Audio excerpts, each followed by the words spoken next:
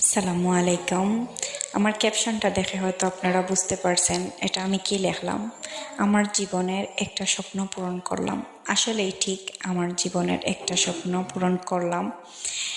আমি আপনাদেরকে বলেছিলাম যে আমি একজন গরিব মানুষ, অসহায় মানুষকে সাহায্য করব।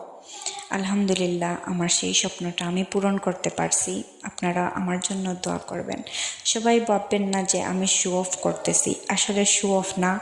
আমি বলেছিলাম অনলাইনে যে আমি একটা মানুষের স্বপ্ন পূরণ করব।